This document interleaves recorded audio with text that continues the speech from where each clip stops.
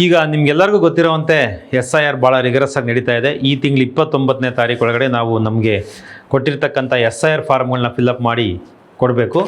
ತುಂಬ ಜನ ಅದನ್ನ ಹೆದರಿಕೆ ಬರೋ ರೀತಿಯಲ್ಲೂ ಕೂಡ ಕೆಲವರು ಜನ ಎಕ್ಸ್ಪ್ಲೇನ್ ಮಾಡಿ ಹೇಳ್ತಾ ಇದ್ದಾರೆ, ಕೆಲವರು ಭಾಳ ಸರಳ ಅಂತ ಕೂಡ ಹೇಳ್ತಾ ಇದ್ದಾರೆ. ನನ್ನ ಪ್ರಕಾರ ಅದು ಸರಳವೂ ಅಲ್ಲ, ಹಾಗೆ ಅದನ್ನ ಹೆದರಿಕೆ ಪಡ್ತಕ್ಕಂಥದ್ದು ಕೂಡ ಇಲ್ಲ. ಸೊ SIR ಫಾರ್ಮು ಈ ಥರ ಇರುತ್ತೆ, ನಿಮಗೆ ತುಂಬ ಜನಕ್ಕೆ ಅವೈಲೇಬಲ್ ಎಲ್ಲ ಕಡೆಯೂ ಇದೆ, ನೀವು ತೊಗೊಂಡಿರ್ತೀರಿ, ನೋಡಿರ್ತೀರಿ. ಸೊ ಇದರಲ್ಲಿ ಭಾಳ ಸಿಂಪಲ್ಲಾಗಿ ನಾನು ನಿನ್ನ ಎಕ್ಸ್ಪ್ಲೇನ್ ಮಾಡೋಕ್ಕೆ ಭಾಳ ಪ್ರಯತ್ನ ಪಡ್ತೀನಿ. ಇದರಲ್ಲಿ ಒಂದು 4 ಪಾರ್ಟ್ ಇದೆ. ಈಗ ನೀವು ಬೆಂಗಳೂರಲ್ಲಿ ಇದ್ದೀರಿ ಅಂತ ಆದರೆ ಯಾವುದೋ ಒಂದು ವಾರ್ಡಲ್ಲಿ ಅಥವಾ ಯಾವುದೋ ಒಂದು ವಿಧಾನಸಭಾ ಕ್ಷೇತ್ರದಲ್ಲಿ ನೀವು 2024ರ ಲೋಕಸಭಾ ಅಥವಾ 23ರ ವಿಧಾನಸಭಾ ಎಲೆಕ್ಷನಲ್ಲಿ ನೀವು ಓಟ್ ಹಾಕಿದರೆ ನಿಮ್ಮ ವೋಟರ್ ಲಿಸ್ಟಲ್ಲಿ ಹೆಸರಿರುತ್ತೆ. ಅದ್ರ ಪ್ರಕಾರ ನಿಮಗೆ ಈ ಫಾರಮನ್ನು ತೆಗೆದುಕೊಟ್ಟಿರ್ತಾರೆ. ಈ ಫಾರಮಲ್ಲಿ ನಿಮ್ಮ ಮತಗಟ್ಟೆ ಯಾವುದು, ನಿಮ್ಮ ಹೆಸರು, ನಿಮ್ಮ ಫೋಟೋ ಸಮೇತ ಇರುತ್ತೆ. ಅಲ್ಲೊಂದು ಪಕ್ಕ QR ಕೋಡು ಕೂಡ ಇರುತ್ತೆ, ಸ್ಕ್ಯಾನರು. ಅದನ್ನ ಅವರು ಮ್ಯಾಪ್ ಮಾಡ್ಕೊಳ್ಳುವಾಗ ಅದು ಮಾಡ್ತಾರೆ. ಅದನ್ನ BLOಗಳಿಗೆ ಬಿಟ್ಟಂಥ ವಿಷಯ. ಅದು ಬೂತ್ ಲೆವೆಲ್ ಆಫೀಸರ್ಸ್ ಅಂತ ಇರ್ತಾರಲ್ಲ, ಅವರು ಮಾಡುವಂಥ ವಿಷಯ. ಈಗ ಈ ಫಾರ್ಮ್ನ ಫಿಲ್ಅಪ್ ಮಾಡುವಂಥ ವಿಷಯಕ್ಕೆ ಸಂಬಂಧಪಟ್ಟಂತೆ ಸ್ಟೆಪ್ ಬೈ ಸ್ಟೆಪ್ ನೋಡುತ್ತಾ ಹೋಗೋಣ.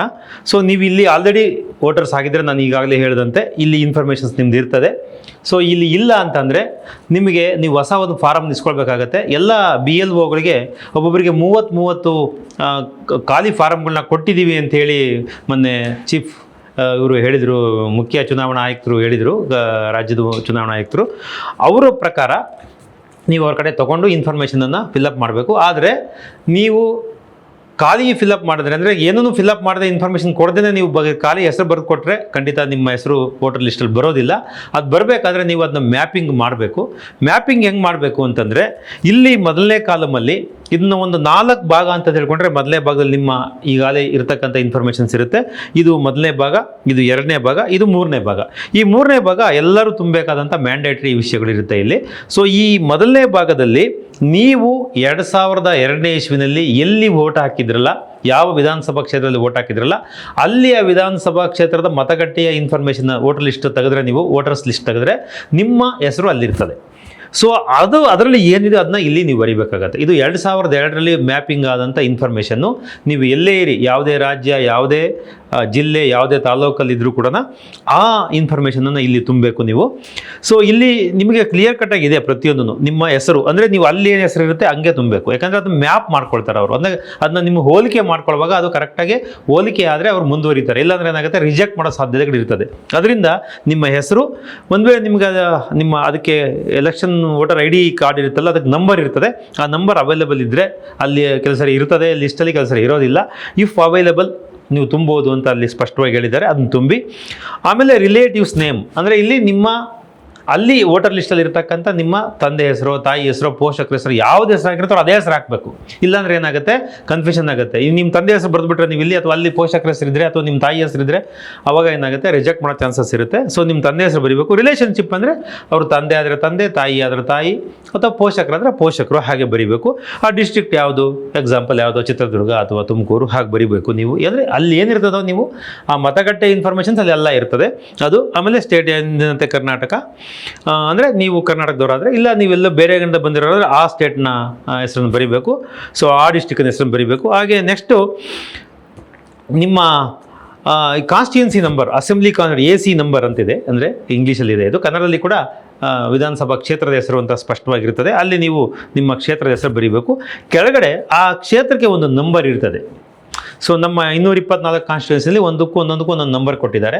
ಸೊ ಫಸ್ಟ್ ನಂಬರ್ ಬರೆದು ಒಂದು ಐಫನ್ ಹಾಕಿ ನೀವು ಆ ನೇಮನ್ನು ಬರಿಬೋದು. ಕೆಲವು ಕಡೆ ಬರೀ ನಂಬರ್ ಒಂದು ಕಡೆ ಕೇಳ್ತಾರೆ, ನೇಮ್ ಒಂದು ಕಡೆ ಕೇಳಿರ್ತಾರೆ. ಸೊ ಮೇಲೆ ನೇಮ್ ಬರೆದಿರೋ ಕಾರಣಕ್ಕೆ ಇಲ್ಲಿ ಬರೀ ನಂಬರ್ ಕೇಳಿದ್ರೆ ನಂಬರ್ ಅಷ್ಟೇ ಬರಿಬೋದು ನೀವು.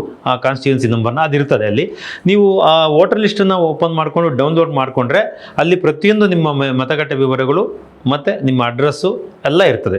ಹಾಗೆಯೇ ಪಾರ್ಟ್ ನಂಬರ್, ಈ ಪಾರ್ಟ್ ನಂಬರ್ ಏನು ಅಂದರೆ, ನೀವು ಡೌನ್ಲೋಡ್ ಮಾಡಿಕೊಂಡ್ರೆ ಲಿಸ್ಟಲ್ಲಿ ರೈಟ್ ಸೈಡಲ್ಲಿ ಟಾಪಲ್ಲಿ ಇರ್ತದೆ ಪಾರ್ಟ್ ನಂಬರ್ ಅಂತೇಳಿ. ಆ ಪಾರ್ಟ್ ನಂಬರ್ನ ನೀವು ಹಾಕ್ಬೇಕಂದ್ರೆ ಇಂಥ ಹಾಳೆನಲ್ಲಿ ನನ್ನ ಹೆಸರಿದೆ ಅಂತ ಅಷ್ಟೇ. ಪಾರ್ಟ್ ಅಂದರೆ ಇನ್ನೇನು ಅಲ್ಲ, ಅದು 10 ಪಾಠಗಳಿರ್ತದೆ, ಕೆಲವು ಸರಿ 100 ಪಾಠಗಳು ಕೂಡ ಇರ್ತದೆ ದೊಡ್ಡ ದೊಡ್ಡ ವಿಧಾನಸಭಾ ಕ್ಷೇತ್ರ ಅಥವಾ ಟೌನ್ಗಳಲ್ಲಿ ನೋಡುವಾಗ. ಸೊ ಆ ಪಾರ್ಟ್ ನಂಬರಲ್ಲಿ ಬರೀಬೇಕು ಅದನ್ನ. ನಥಿಂಗ್ ಬಟ್ ಅದೊಂಥರ ಪೇಜ್ ಲೆಕ್ಕದಲ್ಲಿ, ಅದು ಪೇಜ್ ನಂಬರ್ ಅನ್ನೋ ಲೆಕ್ಕದಲ್ಲಿ. ಹಾಗೆ ಸೀರಿಯಲ್ ನಂಬರ್ ಅವ್ರ ಲೆಫ್ಟ್ ಸೈಡಲ್ಲಿ ಸ್ಟಾರ್ಟಿಂಗಲ್ಲೇ ಇರ್ತದೆ. ಕ್ರಮ ಸಂಖ್ಯೆ 1 2 3 4 ಬರ್ಕೊಂಡು ಹೋಗಿರ್ತಾರಲ್ಲ, ಹಂಗೆ ಅದು ಬರೀಬೇಕು. ಅಂದರೆ ಇದೆಲ್ಲ ಐಡೆಂಟಿಫಿಕೇಷನ್ ಮಾಡಲಿಕ್ಕೆ 2000 ಇಸ್ವಿನಲ್ಲಿ ಇಂಥ ವ್ಯಕ್ತಿ ಇಂಥ ಅಸೆಂಬ್ಲಿ ಕಾನ್ಸ್ಟಿಟ್ಯೂನ್ಸಿನಲ್ಲಿ ಇದ್ದರು, ಅವ್ರ ತಂದೆ ಇಂಥವರು, ಅವ್ರದ್ದು ಎಪಿಕ್ ನಂಬರ್ ಇಷ್ಟು, ಸೊ ಅವರ ಕಾನ್ಸ್ಟಿಟ್ಯೂನ್ಸಿ ನೇಮು, ಕಾನ್ಸ್ಟಿಟ್ಯೂನ್ಸಿ ನಂಬರು ಅನ್ನೋದನ್ನು ಇದು ತಿಳಿಸುತ್ತೆ.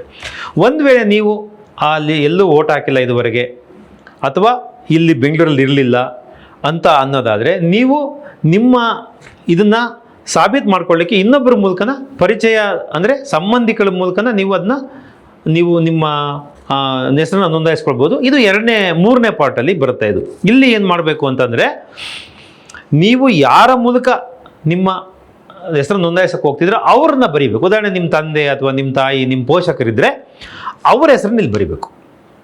ಅವ್ರ ಥ್ರೂನ ನೀವು ಇಂಟ್ರೊಡ್ಯೂಸ್ ಮಾಡ್ಕೊಳ್ತಾ ಇದ್ದಾರೆ. ಇದು ಸ್ವಲ್ಪ ಕಾಂಪ್ಲಿಕೇಶನ್ಸ್ ಅಷ್ಟೇ, ಇನ್ನೇನು ಇಲ್ಲ. ಅವ್ರದ್ದು ಎಪಿಕ್ ನಂಬರ್ ಬರೀಬೇಕು. ಅವ್ರ ತಂದೆ ಅಂದರೆ ಯಾರು ನೀವು ನೇಮ್ ಬರೆದಿರ್ತೀರೋ, ಉದಾಹರಣೆ ಎಕ್ಸ್ ಅಂತ ಬರೆದಿರ್ತೀರಿ, ಅವರ ರಿಲೇಟಿವ್ ನೇಮನ್ನು ಅವ್ರ ತಂದೆದೋ ಅವ್ರ ತಾಯಿದೋ ಅಂದರೆ ಅಲ್ಲಿ ವೋಟರ್ ಲಿಸ್ಟಲ್ಲಿ ಇರ್ತದೆ. ಸೊ ಎಗೇನ್ ಇದಕ್ಕೂ ಕೂಡ ವೋಟರ್ ಲಿಸ್ಟ್ ಬೇಕು. ನೀವು ಯಾರ ಮೂಲಕ ಇಂಟ್ರೊಡ್ಯೂಸ್ ಮಾಡ್ಕೊಳ್ತಾ ಇದ್ದೀರೋ ಅವ್ರದ್ದು ಕೂಡ ವೋಟರ್ ಲಿಸ್ಟ್ ಬೇಕು. ಸೊ ಅವಾಗ ಅದರ ಇನ್ಫಾರ್ಮೇಷನ್ನ ಅಕಾರ್ಡಿಂಗ್ಲಿ ಬರೆದ್ರೆ ಅವ್ರು ಏನು ಮಾಡ್ತಾರೆ, ಅವ್ರ ಥ್ರೂ ನಿಮ್ಮನ್ನು ಮ್ಯಾಪ್ ಮಾಡ್ಕೊಳ್ತಾರೆ. ಸೊ ಈಗ ಅವ್ರ ಹೆಸರು ಎಕ್ಸ್ ಅಂತ ಬರೆದಿದ್ದೀರಿ, ಅವ್ರ ತಂದೆ ಹೆಸರು ಏನೋ ವೈ ಅಂತ ಇರುತ್ತೆ, ಅದನ್ನ ಬರೀತೀರಿ ನೀವು. ಅವರಿಬ್ಬರ ರಿಲೇಷನ್ಶಿಪ್ ಏನು, ಅವ್ರ ತಂದೆ ಮಗನ, ಅಥವಾ ಅವಾಗ ತಂದೆಯಾಗಿ ಇಲ್ಲಿ ತಂದೆ ಹೆಸರು, ಇಲ್ಲಿ ಮಗನ ಹೆಸರು ಬರೆದು ತಂದೆ ಹೆಸರು ಬರೆದ್ರೆ ನೀವಿಲ್ಲಿ ಅವ್ರದ್ದು ತಂದೆ ಅಂತ ಬರೀಬೇಕು, ಅಥವಾ ತಾಯಿ ಹೆಸರು ಬರೆದ್ರೆ ಇಲ್ಲಿ ತಾಯಿ ಅಂತ ಬರೀಬೇಕು, ಅಥವಾ ಪೋಷಕರು ಅಂತ ಬರೆದ್ರೆ ಇಲ್ಲಿ ಪೋಷಕರು ಗಾರ್ಡಿಯನ್ ಅಂತ ಬರೀಬೇಕು ನೀವು. ಸೊ ಇದು ಬರೆದ್ರೆ ಅಂದರೆ ನೀವು ಯಾವ ವ್ಯಕ್ತಿಯನ್ನ ಮೂಲಕ ನೀವು ನೋಂದಾಯಿಸ್ಕೊಳ್ತಿದ್ದೀರೋ ಆ ವ್ಯಕ್ತಿಯ ವಿವರಗಳು ಕಂಪ್ಲೀಟಾಗಿ ಅಲ್ಲಿ ಹೆಂಗಿರ್ತಾವೋ ಹಾಗೆ ಇರಬೇಕು, ಅದು ಮ್ಯಾಪ್ ಆಗಬೇಕು. ಅದನ್ನೇ ಮ್ಯಾಪಿಂಗ್ ಅಂತ ಹೇಳೋದು. ಸೊ ಇದು ಬೇರೆ ಬೇರೆ ಇಂಗ್ಲೀಷಲ್ಲಿ ಟರ್ಮಿನಾಲಜೀಸ್ ಇದ್ದಾವೆ, ಅದೆಲ್ಲ ಕಾಂಪ್ಲಿಕೇಶನ್ಸ್ ಬೇಡ. ಸೊ ಇದು ಸಿಂಪಲ್ಲು. ಸೊ ಅವಾಗ ಅವರ ಡಿಸ್ಟ್ರಿಕ್ಟು ಅಥವಾ ಅಲ್ಲ ಪಕ್ಕ ಬರೀಬೇಕು. ಆಮೇಲೆ ಸ್ಟೇಟು ಎಂದಂತೆ ಕಾನ್ಸ್ಟಿಟ್ಯೂನ್ಸಿ ನೇಮು ಬರೀಬೇಕು. ನೀವು ಕಾನ್ಸ್ಟಿಟ್ಯೂನ್ಸಿ ನಂಬರ್ ಬರೀಬೇಕು, ಆ ಪಾರ್ಟ್ ಅವರ ಹೆಸರಿರ್ತಕ್ಕಂಥ ಪಾರ್ಟ್ ನಂಬರ್ ಬರೀಬೇಕು, ಸೀರಿಯಲ್ ನಂಬರ್ ಇಲ್ಲಿಂದೇ ಎಕ್ಸ್ಪ್ಲೇನ್ ಮಾಡ್ದಂತೆ. ಸೊ ಇನ್ನೊಂದು ಎಕ್ಸ್ಪ್ಲೇನ್ ಮಾಡ್ತೀನಿ ನಾನು. ಆಯ್ತು, ಈಗ ಫಾರ್ ಎಕ್ಸಾಂಪಲ್ ಯಾರೋ ಒಂದು ತುರುವೇಕೆರೆ ಅಂತ ಇಟ್ಕೊಳ್ಳೋಣ. ಈ ತುರುವೇಕೆರೆಯಲ್ಲಿ ಇವರು ಮಗ ಆಗಿದ್ರು, ಇವರು ತಂದೆ ಇದ್ದಾರೆ ಇಲ್ಲಿ. ಸೊ ಇವರು ಸೇರಿರಲಿಲ್ಲ, ಈಗ ಇವರು ಬೆಂಗಳೂರಿಗೆ ಬಂದಿದ್ದಾರೆ. ಇವಾಗ ತಂದೆ ಮೂಲಕ ಮಾಡ್ತಿದ್ರೆ ಈ ತುರುವೇಕೆರೆಯ ಅವರ ಮತಗಟ್ಟೆಯ ಮತದಾರರ ಪಟ್ಟಿಯನ್ನು ತೊಗೊಂಡು ಅದನ್ನ ಫಿಲ್ಅಪ್ ಮಾಡಬೇಕು ಅಷ್ಟೇ. Very simple. ಸೊ ಹಿಂಗೆ ಮಾಡಿದ್ದಾದಮೇಲೆ ಅಷ್ಟೇ, ಅದು ಮುಗೀತು, ಆ ಪಾರ್ಟ್ ಮುಗೀತು. ಅವರೇನು ಮಾಡ್ತಾರೆ, ಈ ವಿವರಗಳಿಂದ ಆ ವೋಟರ್ ಲಿಸ್ಟನ್ನು ಓಪನ್ ಮಾಡಿಕೊಂಡು ಅದನ್ನ ಅವರು ಕ್ಲಾರಿಫೈ ಮಾಡ್ಕೊಳ್ತಾರೆ, ಅದನ್ನ ಪಕ್ಕಾ ಮಾಡ್ಕೊಳ್ತಾರೆ. ಸೊ ಇವ್ರಿಗೆ ರಿಲೇಷನ್ಶಿಪ್ ಇರಬೇಕು, ಸುಮ್ಮನೆ ಯಾರ್ದೋ ಒಂದು ಹಾಕಂಗಿಲ್ಲ. ಆಮೇಲೆ ಇದೊಂದು ತಿಳ್ಕೊಬೇಕು, ಇವರು ರಿಲೇಷನ್ಶಿಪ್ ಎಸ್ಟಾಬ್ಲಿಷ್ ಆಗಬೇಕು. ಸೊ ತುಂಬ ಜನ ಹಾಗೆ ಮಾಡಿದಾರಂತೆ, ಯಾರ್ಯಾರ್ದು ಹೆಸರು ಹಾಕ್ಬಿಟ್ಟು ನಾವು ಅವ್ರ ಮೂಲಕ ಅಂತೇಳಿ. ಸೊ ಇವ್ರಿಗೆ ಏನು ರಿಲೇಷನ್ಸು ಅನ್ನೋದು ಗೊತ್ತಾಗಬೇಕು. ಸೊ ನೋಡಿ, ಅಲ್ಲೇ ಮೇಲೆ ಇದೆ ಡೀಟೇಲ್ಸ್ ಆಫ್ ದಿ ರಿಲೇಟಿವ್, ಅಂದರೆ ಸಂಬಂಧಿ ಅಂತ ಹಾಕಬೇಕು. ಓಕೆ, ಅವ್ರ ಮೂಲಕ ಇವರು ಹೆಸರು ನೋಂದಾಯಿಸೋಕೆ ಮಾಡ್ತಿದ್ದಾರೆ ಅಂತ. ಈಗ ಇಲ್ಲಿ ಬಂದಿರೋದು ನಿಜವಾಗಿ ನೀವು ಪ್ರತಿಯೊಬ್ಬರು ತುಂಬಬೇಕು. ಈ ಯಾವುದೇ ಕಾಲಮನ್ನು ಅಗತ್ಯಕ್ಕೆ ತಕ್ಕಂಗೆ ನೀವು ತುಂಬ್ತೀರಿ ಬಿಡ್ತೀರಿ ಗೊತ್ತಿಲ್ಲ. ಈ ಕಾಲಮ್ ತುಂಬಿದ್ಮೇಲೆ ಇದು ತುಂಬಬೇಕು, ಇದು ತುಂಬಿದ್ಮೇಲೆ ಇದು ತುಂಬಬೇಕು. ಇದು ಮ್ಯಾಂಡೇಟ್ರಿ. ಮೂರನೇದು, ಇಲ್ಲಿ ಕೂಡ ನಿಮ್ಮ ಡೇಟ್ ಆಫ್ ಬರ್ತು, ಮಂತು ಮತ್ತು ಇಯರ್ ಆಫ್ ಬರ್ತ್ ತುಂಬಬೇಕು. ಆಧಾರ್ ಕಾರ್ಡು ಆಪ್ಷನಲ್ಲು, ನಿಮ್ಮ ಮೊಬೈಲ್ ನಂಬರು ಕೂಡ ಆಪ್ಷನಲ್ಲು ಅಂತ ಹೇಳಿದ್ದಾರೆ ಕೆಲವರು. ಇಲ್ಲಿ ಆಧಾರ್ ಕಾರ್ಡ್ ಮಾತ್ರ ಆಪ್ಷನಲ್ ಅಂತಿದೆ. ದಯವಿಟ್ಟು ಆಧಾರ್ ಕಾರ್ಡ್ ನೀವು ಇಷ್ಟಪಟ್ಟರೆ ತುಂಬಿದ್ರೆ ಬಿಟ್ಬಿಡಿ. ಆದರೆ ಮೊಬೈಲ್ ನಂಬರ್ ಹಾಕಿದ್ರೆ ಒಳ್ಳೆಯದು ಇನ್ಫಾರ್ಮೇಷನ್ ದೃಷ್ಟಿಯಿಂದ. ಸೊ ನಿಮಗಿಲ್ಲ ಡಿಸ್ಕ್ಲೋಸ್ ಮಾಡೋದು ಬೇಡ ಅಂದರೆ ನೀವು ಅದನ್ನು ಕೂಡ ಕೈ ಬಿಡ್ಬೋದು ಅಂತ ಕೆಲವರು ಅದನ್ನ ಇನ್ಸ್ಟ್ರಕ್ಷನಲ್ಲಿ ಹೇಳಿದ್ದಾರೆ. ಹಾಗೆ ನಿಮ್ಮ ಪಕ್ಕಾ ಫಾದರ್ ಹೆಸರು ಬರೀಬೇಕು. ಒಂದು ವೇಳೆ ಅಲ್ಲೇನೋ ಹಿಂದೆ ಮುಂದೆ ಇನ್ಷಿಯಲ್ ಇತ್ತು ಅಂತ ಅಂದ್ಕೊಂಡ್ರು ಕೂಡ ನೀವು ಅಲ್ಲಿ ಹೇಗಿದೆಯೋ ಅಲ್ಲೇ ಹಂಗೆ ಬರೀಬೇಕು. ಇಲ್ಲಿ ನೀವು ಹೊಸದನ್ನು ಬರೀಬೇಕು. ಸೊ ಬರೆದ್ರೆ ಏನಾಗ್ತದೆ ಇವಾಗ ಅಂದರೆ ಹೊಸ ಹೆಸರು ಬರೀಲಿಕ್ಕಿಂತ ಅವಕಾಶ ಇಲ್ಲ ಇಲ್ಲಿ. ಸೊ ನಿಮ್ಮ ಆಧಾರ್ ಕಾರ್ಡ್ ನಂಬರ್ ಎಲ್ಲ ಬರೆದ್ರೆ ಅದು ವೆರಿಫಿಕೇಷನಲ್ಲಿ ಅದಾಗುತ್ತೆ, ಅದನ್ನು ತೊಗೊಳ್ತಾರೆ ಅವರು.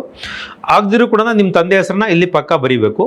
ಹಾಗೆಯೇ ನಿಮ್ಮ ತಂದೆಯವರ ಎಪಿಕ್ ನಂಬರ್ ಇದ್ದರೆ, ಅಂದರೆ ವೋಟರ್ ಐ ಡಿ ಏನಿತ್ತು, ಗುರುತಿನ ಚೀಟಿ, ಚುನಾವಣಾ ಆಯೋಗ ಕೊಟ್ಟಿರ್ತಕ್ಕಂಥ ಗುರುತಿನ ಚೀಟಿಯ ನಂಬರ್ ಇದ್ದರೆ ನೀವು ಮೆನ್ಷನ್ ಮಾಡ್ಬೋದು. ಹಾಗೆ ತಾಯಿ ನೇಮ್ ಬರೀಬೇಕು, ತಾಯಿದು ಆ ಕಾರ್ಡ್ ನಂಬರ್ ಬರೀಬೇಕು, ಎಪಿಕ್ ಕಾರ್ಡ್ ನಂಬರ್ ಬರೀಬೇಕು.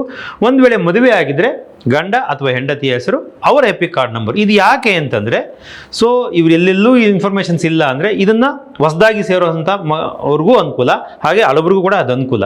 ಸೊ ಇವರು ತಂದೆ ಇದ್ದಾರೆ, ತಾಯಿ ಇದ್ದಾರೆ, ಅಥವಾ ಗಂಡ ಅಥವಾ ಹೆಂಡತಿ ಇದ್ದಾರೆ, ಎಪಿಕ್ ನಂಬರ್ ಇದೆ, ಅಥವಾ ಪೋಷಕರದು ಇದೆ. ಇಲ್ಲಿ ನೀವು ಪೋಷಕರು ಕೊಟ್ಟಿದ್ರೆ ಪೋಷಕರು ಅಂದರೆ ಇಲ್ಲಿ ಎಸ್ಟಾಬ್ಲಿಷ್ ಮಾಡುವಾಗ ಬರೀಬೇಕು ಹೆಸರನ್ನ. ಸೊ ಇಲ್ಲಿ ತಂದೆ ಬರೆದು ಇಲ್ಲೂ ತಂದೆನೂ ಬರೀಬೇಕಾಗ್ತದೆ, ತಾಯಿ ಬರೆದು ತಾಯಿನೂ ಬರೀಬೇಕಾಗ್ತದೆ.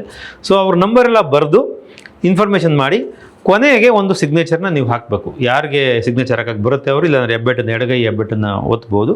ಸೊ ಕೆಳಗಡೆ BLO ಅವರು ಇದನ್ನೆಲ್ಲ ವೆರಿಫಿಕೇಷನ್ ಮಾಡಿ, ನಾನು ಇದನ್ನು ವೆರಿಫಿಕೇಷನ್ ಮಾಡಿ ದೃಢಪಡಿಸ್ತೀನಿ ಅಂತ ಅವರು ಕೂಡ ಸಿಗ್ನೇಚರ್ ಹಾಕ್ತಾರೆ. ಇದು 2 ಕಾಪಿಗಳು ಕೊಟ್ಟಿರ್ತಾರೆ. ಸೊ ಒಂದು ಕಾಪಿಯನ್ನು ಯಥಾವತ್ತಾಗಿ 2 ಕಾಪಿಯನ್ನು ತುಂಬಿ 1 ಕಾಪಿಯನ್ನು ಅವರಿಗೆ ಸಬ್ಮಿಟ್ ಮಾಡಿ ಸಿಗ್ನೇಚರ್ ಆದಮೇಲೆ ಅವ್ರ ಕಡೆ ಸಿಗ್ನೇಚರ್ ಆದಮೇಲೆ ನೀವು ಒಂದು ಕಾಪಿನ ಇಟ್ಕೊಂಡ್ರೆ ಅದು ನಿಮಗೆ ಅಕ್ನಾಲೆಜ್ಮೆಂಟ್ ಟೈಪ್ ಆಗುತ್ತೆ. ನಾಳೆ ಏನಾದರೂ ವ್ಯತ್ಯಾಸ ಆದರೆ ನೀವು ಇದನ್ನು ಅಕ್ನಾಲೆಜ್ಮೆಂಟ್ ಇದನ್ನ ಇಟ್ಕೊಂಡು ನಾವು ಕ್ಲೈಮ್ ಮಾಡ್ಬೋದು, ನನ್ನ ಹೆಸರು ಯಾಕೆ ಬಂದಿಲ್ಲ ಅಂತ.